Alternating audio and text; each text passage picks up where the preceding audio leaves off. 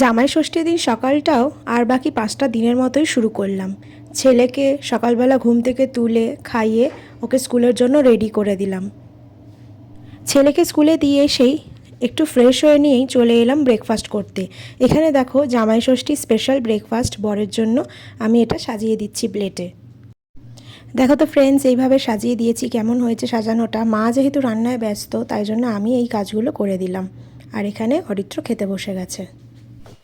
তো চলে এলাম কিচেনে। দেখো এখানে মাটনটা কষা হচ্ছে আর এখানে আমার ছেলের মাছটা ভাজা হচ্ছে।